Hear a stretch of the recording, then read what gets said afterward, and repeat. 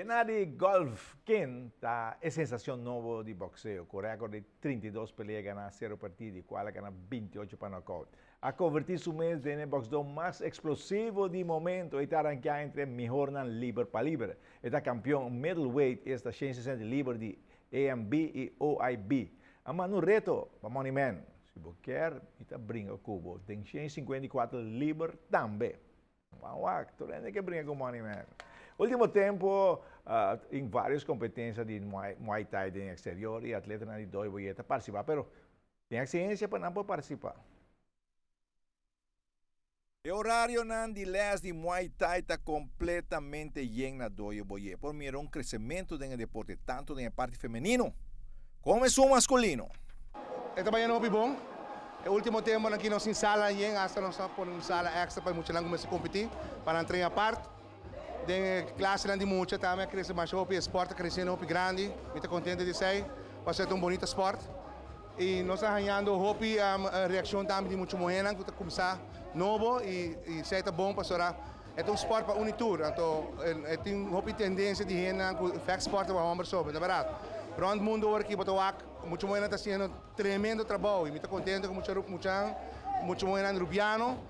Muito moena, começa a treinar com nós e treina arte marcial ou treina qualquer outro esporte. Para esporte para tu rende, e me quer que nós possamos cara, hobby, de muito moena. Só tipo como muito tough na rua, que por ressaltar hobby no futuro.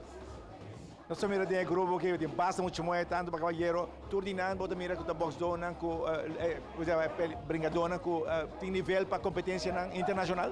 Well, nós temos aqui na seguro, nós temos 4, resto não é bem a pessoa tem dentro da guarda.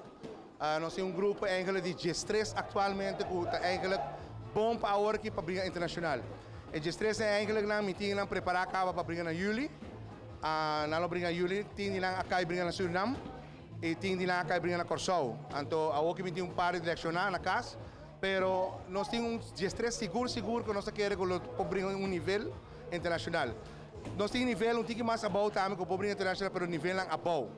Pero nivelan bom nível, nós temos pelo menos G3 seguro por sacar cara seguro. Você ainda tem dama lá? Sim, nós temos 2 damas em G, um de 72 quilos, então um de 66. Um de nós casualmente a briga na corsa o weekend inana, ela se hobby bom enang, ela perde a decisão, pero está sua primeira pelea, ela abre nível hobby alto. Nós para a que série Facebook também com a papi de pelea, que está hobby emocionante. Então para mim isso é importante. É muito bom que está treino, então que faz algo sério, nós te ajudamos seguro para chegar a um nível. Essa é a ideia. Então como vai bem, a mim não está sali a Aruba, se me muito não está claro.